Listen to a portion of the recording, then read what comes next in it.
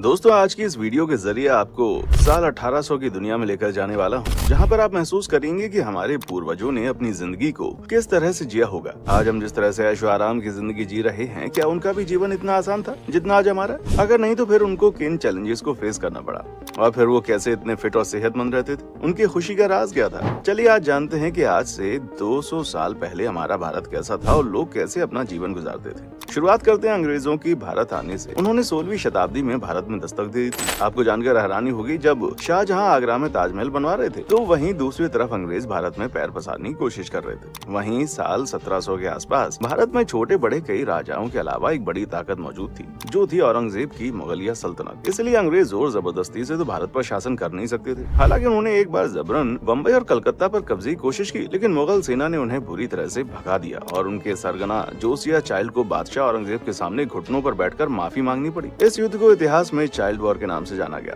क्योंकि जोसिया चाइल्ड ने मुट्ठी भर फौज लेकर उस समय की सबसे ताकतवर आर्मी से मुकाबले की कोशिश की। हालांकि औरंगजेब की मृत्यु के बाद मुगल सेना में गुटबाजी होने लगी, जिससे ये कई भागों में विभाजित हो गई, जिस वजह से ये सेना इतनी मजबूत नहीं बची थी कि वो किसी दूसरे छोटे राजाओं पर अपना वर्चस्व कायम रख सके। और साथ ही भारत में एक साथ कई समुदाय के लोग रहते थे, जिसका फायदा अंग्रेजों ने बखूबी उठाया। उन्होंने इन्हें आपस में लड़ाना शुरू कर दिया, कभी धर्म के नाम पर, कभी जाति के नाम पर, तो कभी राज्य के नाम पर। साथ ही अंग्रेजों ने बड़े बड़े राजाओं और रियासतों को भी आपस में लड़ाना शुरू कर दिया, ताकि इनकी ताकत कम हो जाए और इन लोगों पर आसानी से विजय हासिल हो सके। फिर सालों बाद अंग्रेज धीरे धीरे विभिन्न जगहों पर भारत में सत्ता में आने लगे और उनकी ये मंशा कामयाब होने में 100 से भी ज्यादा साल लग गए। और फिर ऐसा साल आया 1800 का। चलिए अब हम जानते हैं कि साल 1800 में हमारा भारत कैसा था। आज से करीब 200 साल पहले और आज के भारत में करीब करीब सभी क्षेत्रों में बदलाव हो गया है। जहां साल 1800 के समय भारत या दुनिया किसी भी क्षेत्र में कोई बड़ी टेक्नोलॉजी नहीं होती थी, ना ही कोई खास पहनावा था, ना ज्यादा कुछ भोजन हुआ करता था। हमारे यहाँ अधिकांश लोग धोती और गमछा पहनते थे और बहुत अमीर लोग ही कुर्ता पहनते थे। उस समय ज्यादातर जगहों पर भीड़ भाड़ नहीं होती थी। पूरे भारत में करीब 1600 लोग 1600 करोड़ लोग थे।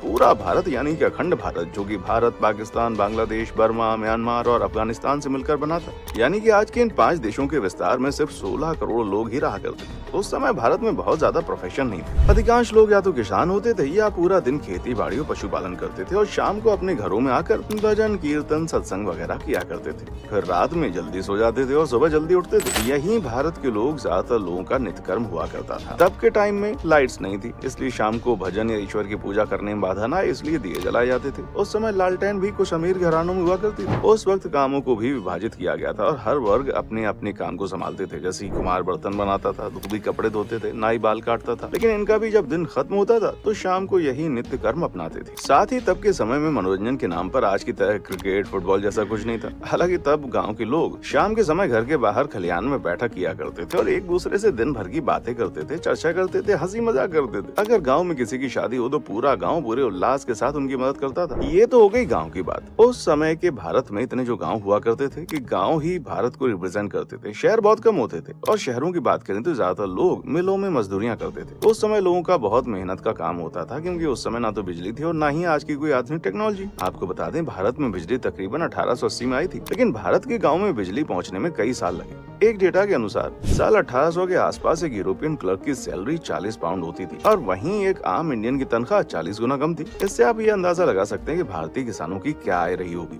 ऊपर से किसान हर साल बाढ़, सूखे और लगान की मार झेलते थे। कुल मिलाकर रात में उसकी थाली खाली रह जाती थी। तब के समय में अच्छी दवाइयां न होने के कारण पैदावार भी अच्छी नहीं हो पाती थी। उस समय कुछ अमीर तबका भी हुआ करता था, जिसमें सब तो नहीं लेकिन कुछ लोग हमेशा ये फिराक में रहते थे कि कैसे करके अंग्रेजों के साथ उनकी दोस्ती हो जाए, जिससे वो उनसे बड़े कॉन्ट्रैक्ट और काम को हासिल कर सके। हालांकि कुछ अमीर अपनी सूझबूझ और स्किल के माध्यम से ठीक ठाक पैसे कमा लेते थे। आज के समय में बीमारियां आम हो गई हैं, लेकिन उस वक्त भी बहुत सारी बीमारियां मौजूद थीं, जो कि आज भले ही आम बीमारी हो, लेकिन तब के समय में घातक होती थी। जैसे कॉलरा और चेचक तब बहुत खतरनाक मानी जाती थी। इन बीमारियों की दवा नहीं थी और इनके सामने लोग बेबस थे। जब ये बीमारियां आती थी तब गाँव के गाँव साफ हो जाया करते थे। और बात करें उस वक्त के कुछ चुनिंदा लोगों की जिन्हें खुश कहा जा सकता है, तो बस वही लोग खुश थे जो या तो किसी राजघराने से आते थे या बहुत ही अमीर थे। दबे कुछ कुचले लोग गरीबी और बदहाली के कारण ही बेबस थे। और बात करें एजुकेशन की तो उस वक्त 10% से भी कम भारतीय पुरुष पढ़े लिखे थे और महिलाएं तो 1% से भी कम। और इनमें से ज्यादातर आंकड़ा शहरी का ही है। गाँव में इससे भी बदतर हालत थी। हालांकि ऐसा नहीं था कि वो पढ़े लिखे और स्किल लोग नहीं थे,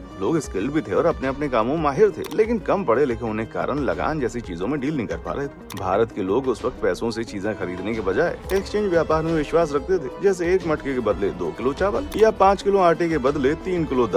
ज्यादातर गाँव में ऐसे ही व्यापार होता था, चीजों के बदले चीजें दे दी जाती थी और ऐसे गाँव में सभी लोगों के पास सब कुछ पहुँच जाता था और खासकर गाँव से अनाज बाहर बेचने की जरूरत नहीं पड़ती थी। उस समय हमारे देश में महिलाओं को कोई खास अधिकार नहीं थे। ज्यादातर परिवार में महिलाओं को शिक्षा से दूर रखा जाता था और बचपन में उनका विवाह कर देते थे। अक्सर दहेज प्रथा के चलते उनको सताया जाता था। साथ ही उस समय सती प्रथा भी महिलाओं के लिए किसी अभिशाप से कम नहीं थी। हालांकि बदलते वक्त के साथ इन सब चीजों में बदलाव हुआ, लेकिन महिलाएं आज भी इस पुरुष प्रधान समाज में खुद को कमजोर महसूस कर रही हैं। उस समय जाति प्रथा भी बहुत उरूज पर थी। ऊंची जाति और नीची जाति में बहुत भेदभाव था। अक्सर ऊंची जाति के लोग नीची जाति के लोगों से भेदभाव करते। वे अपनी मंदिरों में दाखिल नहीं होने देते थे और न ही उनको गाँव के अच्छे कुएं से पानी पीने देते थे। उन्हें समाज में कभी बराबरी का दर्जा नहीं मिलता था। उस समय पीने के लिए नल का जैसा माध्यम नहीं था। लोग कुएं से पानी गुजारा करते थे। छोटी मोटी खेती के लिए भी कुएं का पानी इस्तेमाल होता था, जबकि बड़ी खेती जैसे धान गेहूं इत्यादि के लिए नदियों का पानी या बारिश का पानी एकमात्र माध्यम था। तब नहर भी नहीं होती थी। खेती के लिए आज की तरह कोई आधुनिक ट्रैक्टर भी नहीं हुआ करता था। तब खेती जानवरों द्वारा हल के जरिए की जाती थी। गेहूं तथा धान की कटाई भी हाथों से होती थी। गन्ने का रस निकालना हो या सरसों का तेल, बैलों द्वारा कोल्हू चलाकर इनको पेरा जाता था। तब के समय में यात्रा के लिए कोई भी आधुनिक साधन नहीं था। लोग बैलगाड़ी, घोड़ा गाड़ी, पैदल यात्रा करते थे और उस समय रिश्तेदारों का स्वागत किसी कोल्ड ड्रिंक, चाय या बिस्किट के जरिए नहीं, बल्कि उनको पीने के लिए गुड़ तथा ठंडी लस्सी दी जाती थी। तो दोस्तों, 18वीं शताब्दी का भारत कुछ ऐसा था। उस समय कुछ चीजें बहुत अच्छी थी तो कुछ बहुत खराब। ऐसा लगभग हर समय में होता है। हर समय कुछ पॉजिटिव और कुछ नेगेटिव एक साथ पाए जाते हैं। तो आपको कैसा लगा ये भारत? अगर आप उस वक्त की किसी चीज के बारे में जानते हैं तो हमें कमेंट सेक्शन में आकर जरूर बताएं। देखने के लिए शुक्रिया।